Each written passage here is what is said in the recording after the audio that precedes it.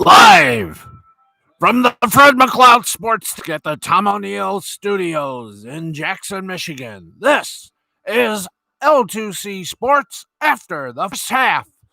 A recap of all the 1 p.m. NFL games in a strange week 4. I'm Harry Von Stuttgart, and here's your host, Steve the Baxman Baxley. Hi there. Hey, everybody. Welcome. Again, we are a tad late, but again, not all the games have ended. And I must remind our management that we are live. This is, and of course, we always give you a little love tap for the Monday night game, or shall I say now, games. And from what we understand, Bristol, Connecticut, not very happy about that. Playing very gingerly. But right now, let's you and I go down the path of fun, thrills, and merriment. That's right, it's time to recap the 1 p.m. games. Some of them aren't even done yet. Would you like to know what games aren't done yet and what are? Well, I'm here to tell you. We got it, and Lions and Saints. And how close is it? It's a 6-point game. That's close. But the Saints have the ball and the opportunity. So, this could be the, it is the final game for the Lions. They have a week 5 bye. But how can I say this? 3:42 left to play. Browns, Cowboys on Fox. The Browns lead the Cowboys by 3, 41-38. 2:40 left to play in the fourth. The Chargers were ahead, but now Tommy Buccaneer just brought him back alive. The Bucs 38. The Chargers 31. And did the Lions curse hit the Cardinals already? You better believe it. Minute 15 remaining in the fourth quarter. Game on Fox. The Panthers 31, Cardinals 21. Minute 36 seconds left to play in the game on Fox. Seattle and the Dolphins. Seattle leads 31-23. We are taking a live look right now. At least I am taking a live look. Right now, it is, we're going to say it is over. Lions have no timeouts left. So this game is over by proxy. Saints give Lions their third loss. They beat them 35-29 after Lions had a 14-0 lead in the first. And there you go. This game is all but done. 35-29. Oh, is Mike Valenti going to have fun on Monday? I can't wait.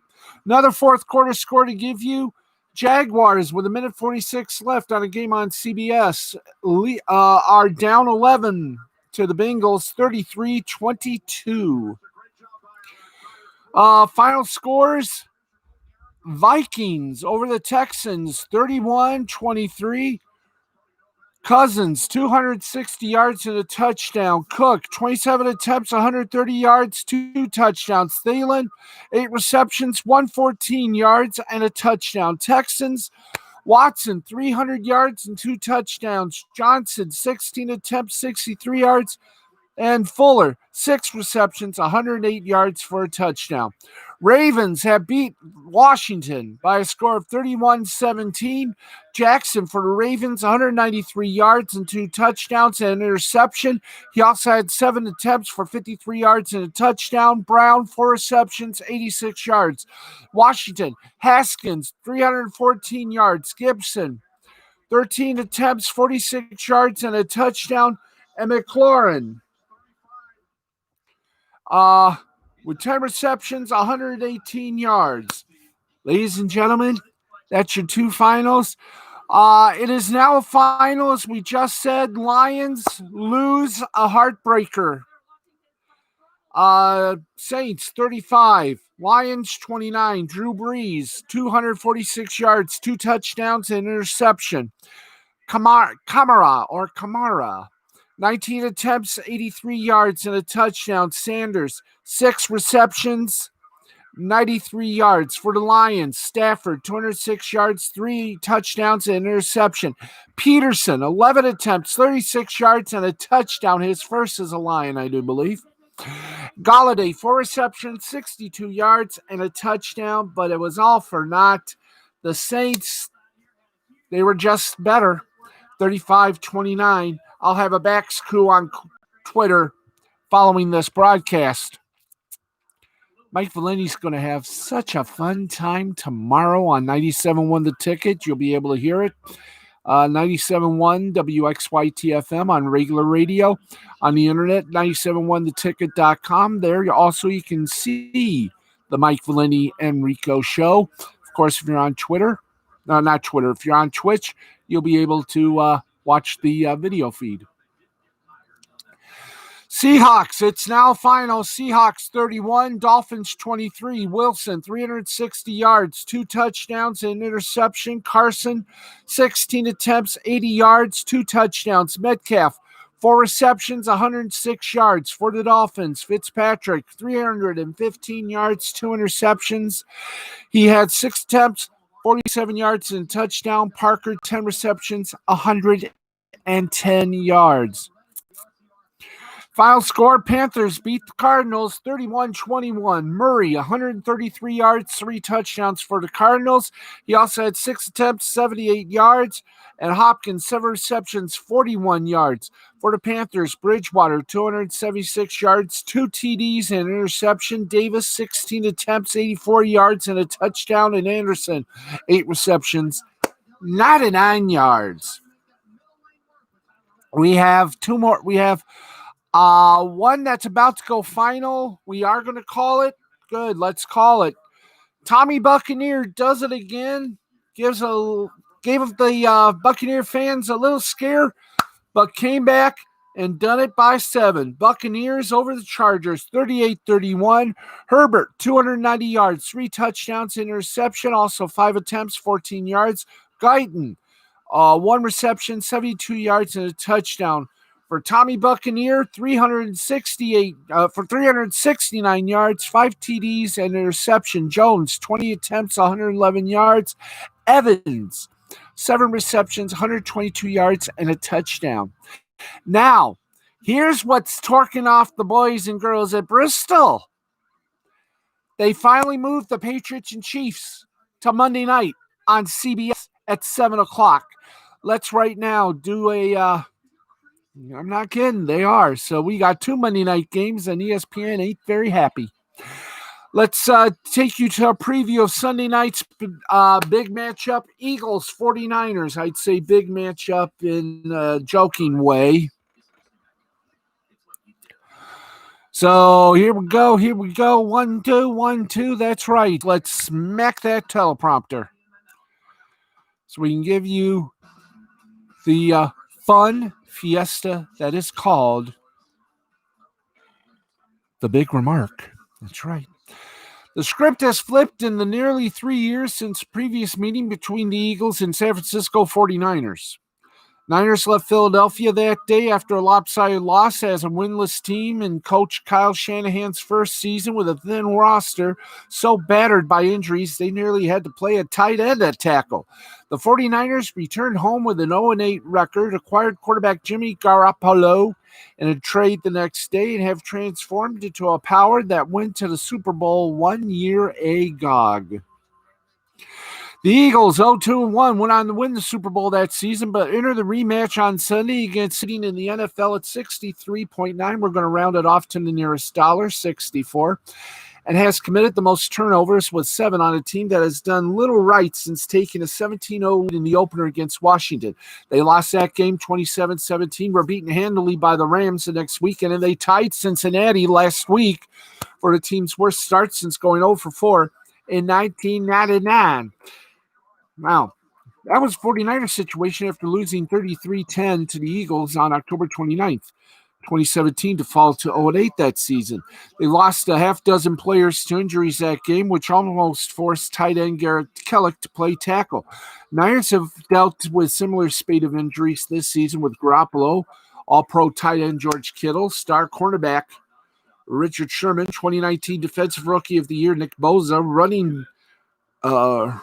runner Raheem Mostert, and number one receiver Deebo Samuel among the key players to miss time this season. Kittle and Samuel will be back this week, while Garoppolo will miss a second straight game, but the 49ers have shown they have the depth to handle it, following back-to-back lopsided wins over Jets and Giants with shorthanded rosters. Now, Shanahan isn't focused on Wentz's early season struggles and have included poor decisions and bad accuracy that have led to far more mistakes than usual for a player who was in MVP contention 3 years ago. Shanahan figures it's only a matter of time until that player returns. Meanwhile, Philadelphia's Miles Standish, yeah, that's a good idea. Miles Sanders has 190 yards rushing in 2 games, averaging 5 yards per carry. But he only ran the ball 3 times out of 15 offensive plays in overtime against Cincinnati. Peterson is prone to abandoning the run quickly, but he said Sanders was fatigued late in the game for a second straight week. Now, Sanders did miss training camp with a hamstring injury, with Philadelphia's passing game very much struggling. Leaning on Sanders is even more important, but the Eagles can't do that if he's tired in the second half. Boston Scott, 3.7 yards per carry. Corey Clement, 3.0 per carry. Haven't done much when they ran the ball. Now, with Garoppolo sidelined again because of an ankle injury, the Niners are in more than capable hands with Nick Mullins at quarterback. He threw for 343 yards and a touchdown last week, has 2,620 yards, and has 9 starts. Only Patrick Mahomes and Andrew Luck had more after 9 starts. The Eagles' defensive coordinator, Jim Schwartz, a former Lions coach, has faced Shanahan's offense several times over the years, so he's prepping his team against the scheme more than the players, especially with San Francisco dealing with several injuries. Eagles, Niners, tonight, 8:20 on NBC and NBC Universal. Okay, we'll get to game 1 of 2 Monday Nighters, but first, let's travail down to the final board, shall we? We got the final. We called it already. 2 minutes now have been reached with the Cowboys and Browns, and the Cowboys, well, they better start cooking. Browns lead 49-38. This should be fun. Let's get her down. All right. I never thought I would see this day come, but the network that poo-pooed Pete Rozell's idea for Monday Night Football, that gave it all to ABC for one night only, is going to air Monday Night Football.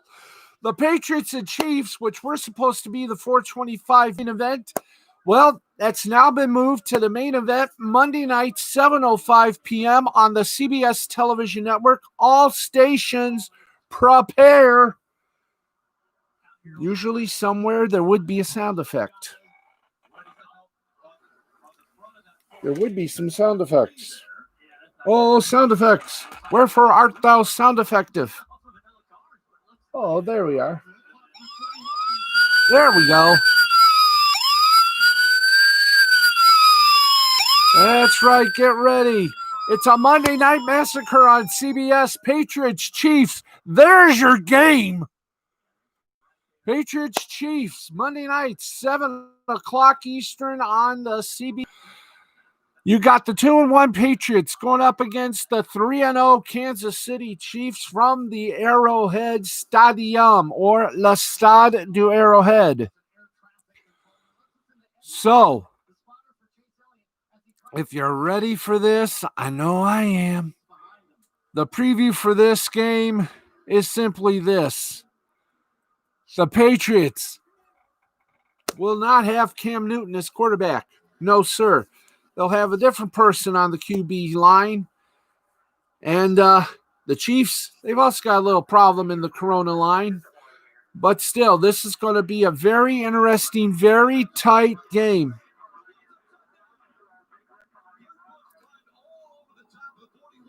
Ooh.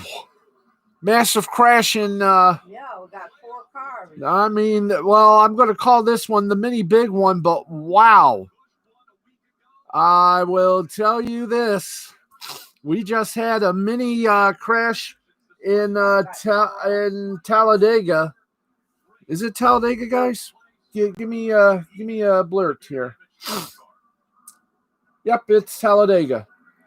So Talladega already wow. And the replay, he was on top. Wow, no, that's SOP, Mom. Wow.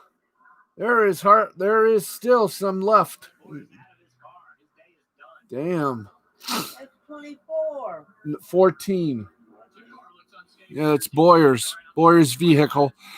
All I could say is 2 words. Patrick Mahomes. Kansas City has great offense, has great defense. The Patriots, they're sort of weak because of the COVID that has hit them. But just how weak?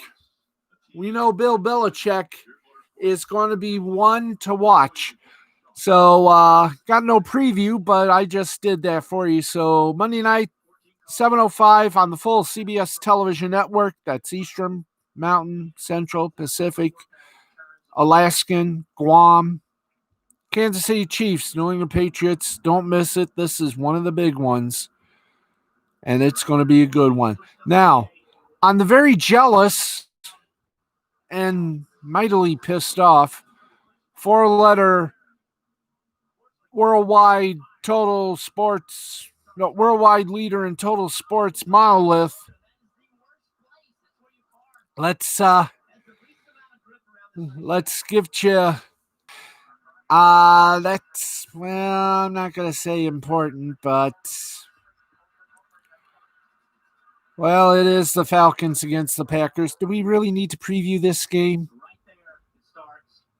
Really? Do we really need guys to preview? I guess, yep, we do. We need to preview this game, and thus we shall. Preview das Game, and here we go. We're going to preview this game, and then we're going to give a little sweep of the 1 p.m. games. Wow. So here we go. It's the Falcons in Green Bay. Who do you think's got the best Monday night game? Yep, CBS. Boy, I think ESPN's happy. No, they're not. They get the Packers and Falcons. Start tap dancing, boys. Here we go. Mm-hmm. The next challenge for winless Atlanta is to win. After blowing 2 touchdown leads, hi there.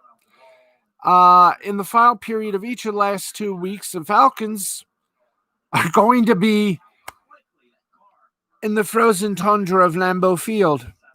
Green Bay is the first team in NFL history to have at least 35 points and no turnovers in each of its 3 games. According to the Elias Sports Bureau, the Packers averaged 7 yards per play to lead the NFL. Need we go further? Packers have trailed in each of their games this season, which could offer Atlanta a reason for hope, if not a glimmer of sanity. Then again, a reason for hope doesn't help. You need to actually have something going to win, and Atlanta just doesn't have that. They led the Cowboys 20-0 in the first quarter, and then they fell apart, losing 40-39 on a field goal as time expired. Thanks in part to the Falcons' inexplicable failure to recover an onside kick slowly rolling. Falcons followed that up by falling 30-26 to Chicago as the Bears scored 20 unanswered points in the final 6.5 minutes. And I thought the Lions sucked. The Falcons have a quarterback. The Packers have Aaron Rodgers. You figure it out. Let's put it this way, folks. I have a feeling there's going to be one Quinn out of a job, and that one is going to be the coach of the Atlanta Falcons if they don't break the Green Bay stranglehold. Have a nice life outside of football, Mr. Quinn. You are about done. If you lose tonight, if you lose tomorrow, Dan Quinn, you'll be the first of probably two Quinns in football about to lose their jobs. One is you, and the other is the president of a certain team that's now known as the Motor City Pussies. Green Bay Packers 3-0. Atlanta Falcons 0-3. Boy, ESPN, you lucked out on that one, didn't you? Uh-huh. Everybody, it's on at 8:50 p.m. Eastern Time. If you wish to watch it on the worldwide leader in total sports network coverage, either that or just, tape that and watch Mahomes. Okay, we've done that. We got about 5 minutes. I love it when things start to collide. Okay, let's give you a repack of how the games have done and gone and went. So here we go. Final score, Browns over the Cowboys, 49-38. Mayfield, 165 yards, 2 touchdowns. Johnson, 13 attempts, 95 yards. Beckham, 5 receptions, 81 yards, 2 touchdowns. For the Cowboys, Prescott, 502 yards, 4 touchdowns, interception. Elliott, 12 attempts, 54 yards. And Cooper, 12 receptions, 134 yards, and a touchdown. Tommy Buccaneer defeated the Chargers 38-31. The Panthers over the Cardinals 31-21. Ravens over the Washington. I'm not going to say the Washington football team. I'll just say it. Baltimore Ravens over Washington 31-17. New Orleans Saints decimate the Lions 35-29. Seahawks over the Dolphins 31-23. Vikings over Texans 31-23.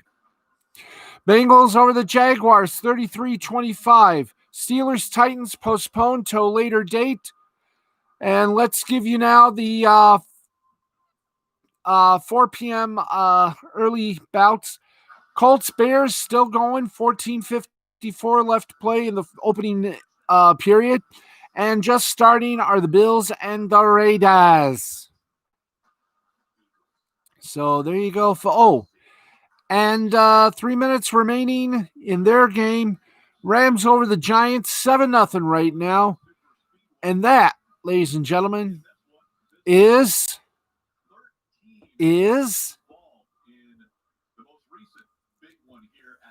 what's happening after the first half. The 1 p.m. games, they are all now said and done. Now it's the 4:05 and 4:25 games and Sunday night football. And oh boy, if I were you, again, I would DVR the ESPN game and watch the New England Patriots Kansas City game. Kansas City, New England, live from Arrowhead Stadium, 7 o'clock on the full CBS television network. And of course, the Falcons and Packers on ESPN about 8:45. There you go. I will see you at midnight tonight. We will update you on I will see you at midnight tonight after Sunday Night Football, as well as 2 shows on Spreaker that we go live tape on. Last Call Cafe goes live to tape at 11 o'clock, followed by the Wrestle Anime Hut at 11:30. And then we come on after Sunday Night Football at midnight. Don't forget, and I should have done this early last night, but I'm doing this tonight right now, and I know I'm probably not being heard. But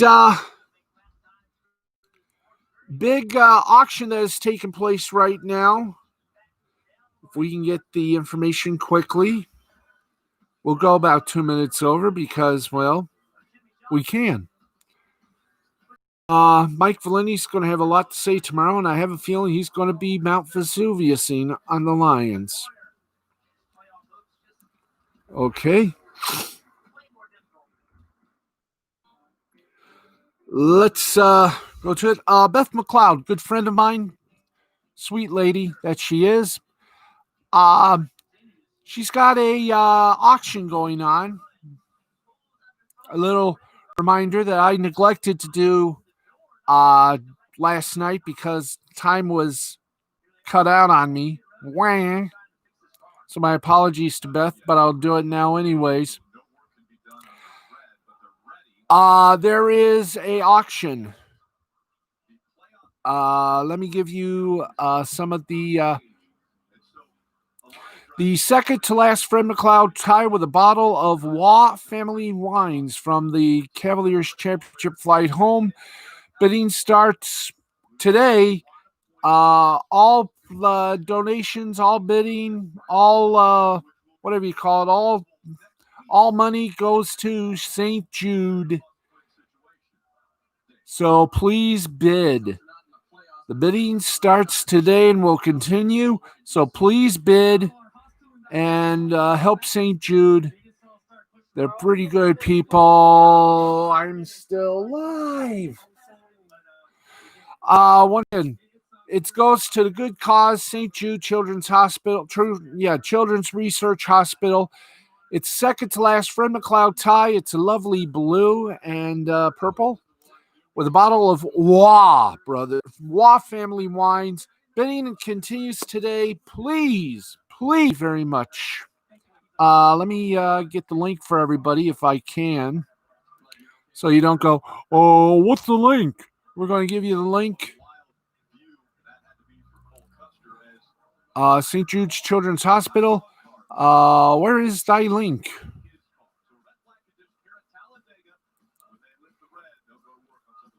Let's see, where is the linky? Where's the linky chinky tuki taki tuki muka waka woo?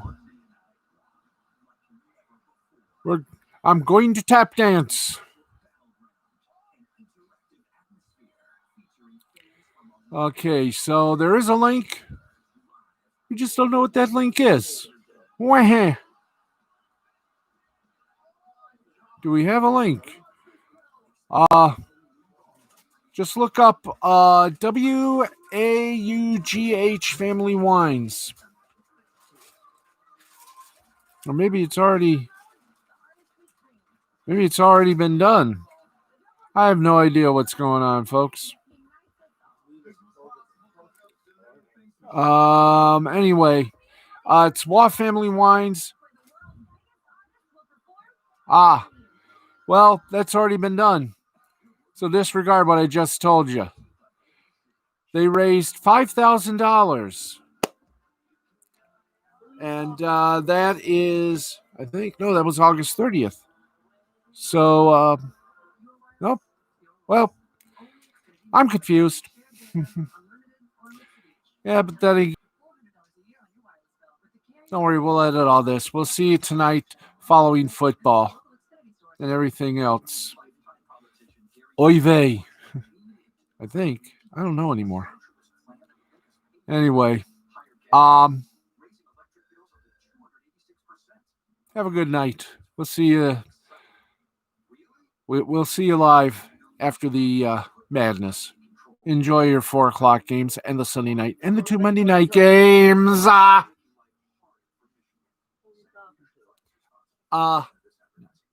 Little red light is on. That means Well, did somebody we know maybe they could take us to the store?